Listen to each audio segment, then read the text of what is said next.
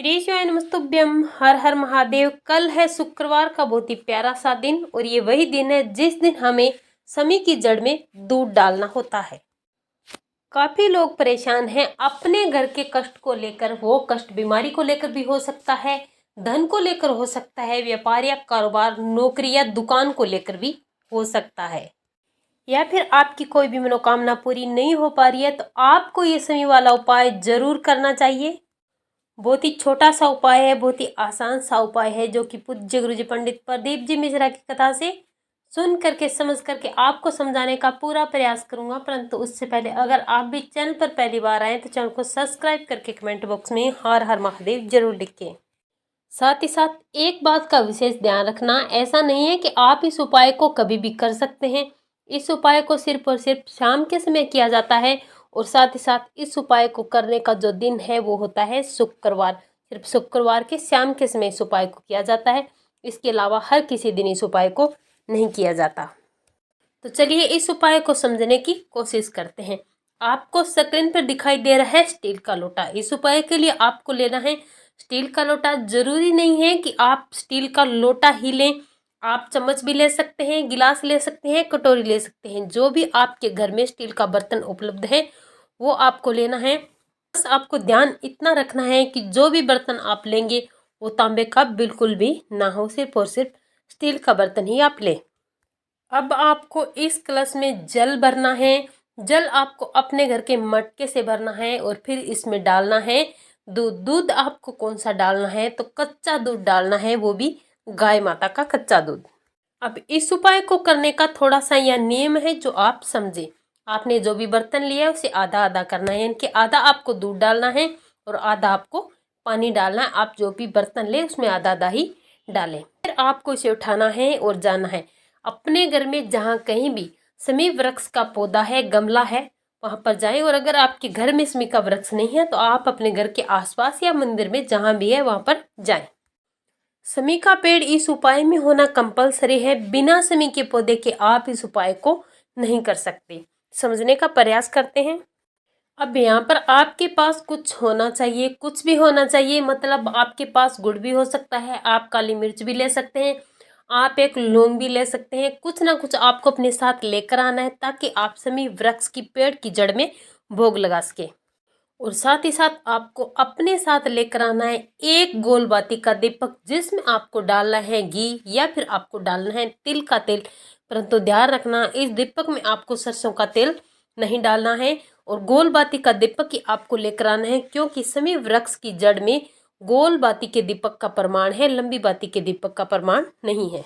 अब यहाँ पर सबसे पहले आपको समी वृक्ष की जड़ में दीपक प्रज्वलित करना है। दीपक प्रज्वलित करते समय आपको भगवान शिव का एक रूप है अवधूत रूप, और यहाँ पर आपको अवधूतेश्वर महादेव का स्मरण करते हुए अपनी परेशानी को बोलते हुए आपको इस दीपक को प्रज्वलित करना है। दीपक प्रज्वलित करने के बाद आप भोग के लिए गुड़, काली मिर्च या फिर लौंग जो भी लेकर आए हैं उसे समी वृक्ष की जड़ में भोग के रूप में समर्पित करना है। और इसके बाद आपने जो भोग की सामग्री अर्पित की है उस पर आपको जो अपने साथ आधा दूध और आधा पानी मिलाकर स्टील के पात्र में जो जल लेकर आए हैं उसे समर्पित करना है। समर्पित करते उसमें आपको अपनी मनोकामना बोलते हुए, अपनी परेशानियों को बोलते हुए अवधूतेश्वर महादेव के नाम से समी वृक्ष की जड़ में एक लोटा जल दूध मिश्रित आपको समर्पित कर देना है। तो इस प्रकार से पूज्य गुरु जी ने बताया कि शुक्रवार के दिन शाम के समय समी वृक्ष की जड़ में अगर कोई भी चीज समर्पित करके एक लोटा जल गोल बाती का दीपक लगा करके अगर कोई भी व्यक्ति अवधूतेश्वर महादेव के नाम से समर्पित कर देता है तो उसके घर में कभी भी कोई परेशानी नहीं आती। धन रुपए पैसे लेकर जो की समस्या है वो सारी दूर होती है। रोग बीमारी हर प्रकार के संकट दूर होते हैं और परिवार हमेशा खुश रहता है। और अगर आप इस उपाय को खुद नहीं कर सकते, आपकी तबीयत खराब है या फिर किसी कारणवश, तो आपके घर का कोई भी सदस्य इस उपाय को कर सकता है। बताने में 4 या 5 मिनट जरूर लगते हैं, लेकिन करने में मात्र और मात्र 20 से 30 सेकंड का काम है। बहुत ही सरल और आसान सा उपाय है, करना जरूर। चलिए बात करते हैं पूज्य गुरु जी द्वारा बताए गए दूसरे उपाय के बारे में। सबसे पहले इस उपाय के फायदे जान लेते हैं। सबके मन में एक बात हमेशा रहती है कि मेरा परिवार हमेशा खुश रहे। तो आपका परिवार खुश कब रहेगा? जब आपके घर में बीमारी नहीं होगी। सारी बीमारी आपके घर से दूर हो जाएगी। बीमारी से संबंधित आपके घर में खर्चे नहीं होंगे, फिजूल खर्ची आपकी मिट जाएगी। आपके घर के सभी सदस्य अगर स्वस्थ रहेंगे तो आपके घर में कभी भी परेशानी नहीं होगी, आपका परिवार हमेशा खुश रहेगा। इस उपाय के लिए आपको लेना है गंगा जल। अगर आपके पास गंगा जल नहीं है तो ऐसे में आप किसी भी पवित्र नदी का जल भी ले सकते हैं। इसी के साथ आपको लेनी है एक बेलपत्री। ध्यान रखना बेलपत्री कहीं से भी कटी फटी नहीं होनी चाहिए। और इसी के साथ आपको तांबे के पात्र में जल भर लेना है। इन तीनों चीज़ों को लेकर आपको चले जाना है किसी भी महादेव के मंदिर में, शिवलिंग के पास। और सबसे पहले आपको अपना मुख उत्तर दिशा की तरफ कर लेना है। ये उपाय आपको करना है मणिभद्र के नाम से। आपको इस उपाय को करना है किस नाम से? मणिभद्र के नाम से।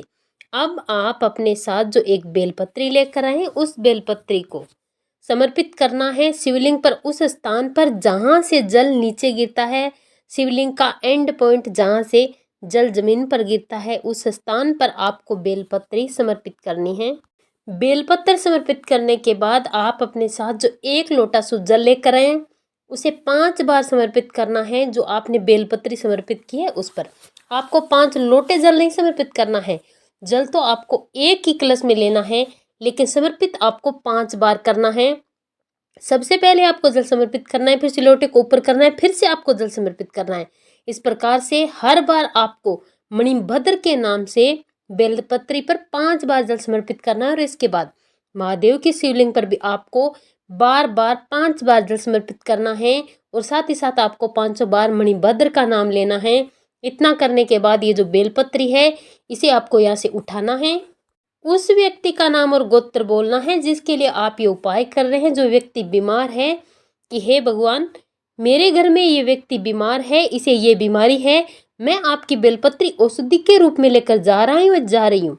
इसकी ये बीमारी बहुत ही जल्द दूर हो जाए। इस प्रकार से अपनी मनोकामना करनी है। इस बेलपत्री को उठाना है और सीधे आपको अपने घर चले जाना है। अपने घर जाने के बाद आपको बेलपत्री की एक एक पत्ती को उस व्यक्ति को खिला देना है जो व्यक्ति बीमार है। खिलाते समय आपको मणिभद्र का नाम जरूर लेना है और उस व्यक्ति को भी लेना है जो व्यक्ति बीमार है, जो बेलपत्री खाने वाला है। इस प्रकार से जो भी व्यक्ति शुक्रवार के दिन इस उपाय को करके एक बेलपत्री महादेव को समर्पित करके अगर बीमार व्यक्ति को खिला देता है मणिभद्र के नाम से, तो उस व्यक्ति की बीमारी हमेशा के लिए दूर हो जाती है। कितनी भी बड़ी बीमारी क्यों ना हो, महादेव इस मात्र एक बेलपत्री को खिलाने से सारी बीमारियां दूर कर देते हैं। इस उपाय को भी शुक्रवार के दिन किया जाता है। आप जब भी बीमारी के लिए ये उपाय करें मणिभद्र वाला, तो आपको शुक्रवार के दिन करना है। आज की वीडियो में हमने आपको 2 उपाय बताए हैं। दोनों उपाय आपको करने हैं सिर्फ और सिर्फ शुक्रवार के दिन। बहुत ही सरल आसान से उपाय है जो पूज्य गुरुजी ने अपनी कथा में बताए। इसलिए वीडियो पसंद आए तो लाइक और शेयर करना ना भूलें। श्री शिवाय नमस्तुभ्यम।